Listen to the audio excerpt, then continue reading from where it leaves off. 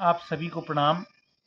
आज हम बात करेंगे अपनी स्पाइनल कॉर्ड को लेकर, अपनी रीढ़ की हड्डी को लेकर, अपने मेरुदंड को लेकर, जो हमारे सर्वाइकल से लेकर और लंबर तक का जो पोर्शन है स्पाइनल कॉर्ड का, उसके बारे में बात करेंगे। स्पाइनल कॉर्ड जितनी अधिक लचीली होगी, जितनी अधिक इसमें लचीलापन होगा, अर्थात हम जितना अधिक अपनी स्पाइनल कॉर्ड कॉर्ड को ट्विस्ट कर सकते हैं, मोड़ सकते हैं, वो हमारे शरीर के लिए उतना अधिक फायदेमंद होगा। अब हम समझ लें कि जो हमारा शरीर है वो त्रिदोषों से मिलकर बना होता है।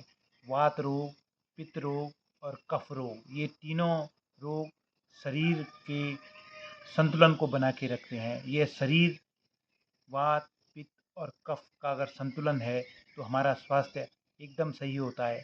लेकिन अगर इन त्रिदोषों में से वात, पित्त और कफ, अगर इन त्रिदोषों में से कोई भी अगर एक डिसबैलेंस हो गया तो हमारा स्वास्थ्य खराब होने लगता है। तो इसी से संबंधित अगर हम अपने स्वास्थ्य को जोड़ें, अपने मेरुदंड को जोड़ें, तो अगर हम अपने स्पाइनल कॉर्ड को अगर मजबूत करना चाहते हैं, अगर हम अपनी रीढ़ की हड्डी को मजबूत करना चाहते हैं, पाचन तंत्र को मजबूत करना चाहते हैं, तो हमें अपनी स्पाइनल कॉर्ड को, अपने मेरुदंड को लचीला बनाना आवश्यक है। जैसे कि पूर्व में भी बताया गया है कि वात, पित्त और कफ का जो संतुलन है वही स्वास्थ्य कहलाता है। वात रोग पूरे शरीर में मौजूद होता है। यह मूलतः बड़ी आंत, छोटी आंत में मौजूद है, लेकिन इसका प्रभाव जो पूरे शरीर क्षेत्र में वात रोग का स्थान होता है। पित्त रोग का स्थान आपके पेट में होता है। आपकी जठराग्नि, जहाँ आपका पाचन डाइजेशन काम करता है, वहाँ आपका पित्त रोग होता है। और कफ रोग का स्थान आपकी छाती से लेकर और ऊपर मस्तिष्क तक इसका स्थान होता है। तो वात, पित्त और कफ का संतुलन हम अपनी स्पाइनल को ट्विस्ट करके, अपनी स्पाइनल को लचीला बनाकर उसका संतुलन ला सकते हैं। आयुर्वेद और योग ग्रंथों में यह बताया गया है कि हमारे स्पाइनल कॉर्ड, हमारी मेरुदंड, हमारी रीढ़ की हड्डी जितनी अधिक मजबूत होगी, जितनी अधिक लचीली होगी, उतने कम हमें बाहरी जो रोग होते हैं, जो स्वास्थ्य को जो डैमेज करते हैं, जो चीज़ें, वह हमें कम से कम होंगी। तो हमें यह ध्यान रखना होगा कि अधिक से अधिक हम इस तरह की ट्विस्ट क्रियाएं करें, इस तरह की लचीलापन जो हमारी स्पाइनल कॉर्ड को करें, वह क्रियाएं हम अवश्य करें। तो हम समझ लें कि सर्वप्रथम वो लोग इसको न करें जो हर्निया के पेशेंट हों, जो पेट की जिनकी सर्जरी हुई है, वे लोग भी इसको न करें। गर्भवती जो महिलाएं हैं वे भी ट्विस्टिंग को न करें। और जिनको हाई बीपी है, हाई बीपी है, बहुत अधिक जिनका बीपी बढ़ा होता है, वे लोग भी ट्विस्टिंग न करें। अब हम कुछ सामान्य सी ट्विस्टिंग की क्रियाएं जो आपके मेरुदंड को, जो आपकी रीढ़ की हड्डी को लचीला बनाए, उन्हें करते हैं। सर्वप्रथम आपको अपनी बाईं तरफ ट्विस्ट कर देना है पूरा, और दोनों हाथों को पीछे ले जाके एक हाथ जो आपका लेफ्ट हैंड है उसको राइट घुटने पर पकड़कर पूरी तरह से आप देख सकते हैं कि राइट घुटने को आप पकड़ेंगे और पूरा ट्विस्ट करेंगे, और जो आपका दाहिना हाथ होगा वो इस तरह से होगा।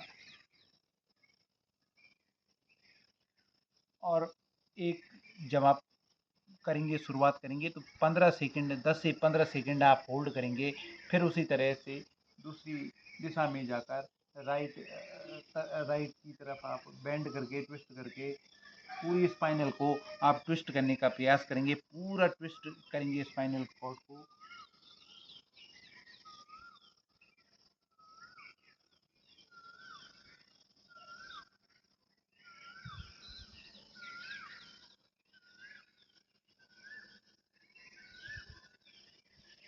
कम से कम 3 से 5 बार आप इस ट्विस्टिंग को, यह जो आपकी मेरुदंड को लचीला बना रहा है, इसको आप अवश्य करें। 3 से लेकर 5 बार आप इस क्रिया को कर सकते हैं शुरुआती चरणों में।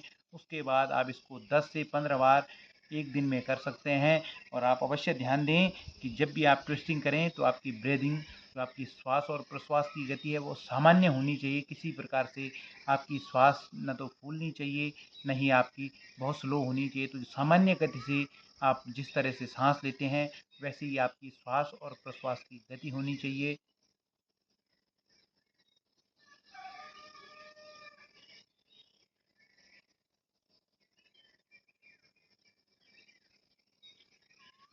इसी में आप अर्ध मस्तेंद्र आसन, जो आपके शुगर को कंट्रोल करने के लिए भी बहुत अच्छा आसन माना जाता है। अर्ध मस्तेंद्र आसन में आप पहले अपने दाहिने पैर को अपने कूल्हे के बाएं कूल्हे के नीचे लेके जाएं और लेफ्ट जो बायां पैर आपका है वो इस तरह से आप रखेंगे। उसके पश्चात अपने दाहिने हाथ से अपने राइट लेग को आप बाएं लेग को, बायां पैर आपका जो है उसको बाएं पैर को पकड़ने का प्रयास करेंगे और उसके पश्चात पूरा ट्विस्ट करेंगे।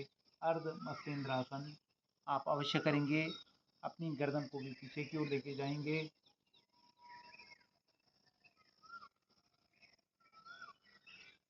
इस तरह से यह आप जो आसन है अर्ध मस्तेंद्र आसन, आप इसको अवश्य करें। अब अपना दाहिना लेग बेंड करके अपने जो बाएं घुटने के इस तरफ लेकर आएं और फिर अपने बाएं हाथ से अपने दाहिने घुटने को, दाहिने पैर को पकड़ने का प्रयास करें और पूरा ट्विस्ट करके अपनी गर्दन को भी अपने दाहिने, जो आपका दाहिना कंधा है उसकी तरफ लेकर जाएं। शुरुआत में आप इसको 2 से 3 बार अवश्य करें और ये ट्विस्टिंग आपकी स्पाइनल कॉर्ड को मजबूत करेगी, आपकी स्पाइनल कॉर्ड को लचीला बनाएगी। साथ ही आपको जो शरीर का जो आपकी संरचना है, आपकी स्पाइनल कॉर्ड, बार बार यही कहा जा रहा है कि आपकी स्पाइनल कॉर्ड जितनी अधिक लचीली होगी, फ्लेक्सिबल होगी, आपका शरीर का संतुलन, आपके वात पित्त और कफ का संतुलन बना रहेगा, आपका स्वास्थ्य ठीक रहेगा। धन्यवाद। आप अवश्य इस वीडियो को शेयर करें, सब्सक्राइब करें और फॉलो करें और योग से संबंधित जानकारियों के लिए आप अवश्य हमारे साथ जुड़े रहिए। आप अवश्य बताइएगा कि आप आसनों में कौन कौन से आसन करते हैं और किस समय करते हैं। और ध्यान रखिएगा कि जब भी आप जो भी आसन करें उसके लिए आप कम से कम सुबह का समय चयनित करें। अगर सुबह आपको समय नहीं मिल पा रहा है तो आप शाम को किसी भी समय, लेकिन ध्यान रखिएगा कि शाम को आप बहुत टाइम चयन करें जब आपका पेट कम से कम 4 से 6 घंटे तक खाली रहे।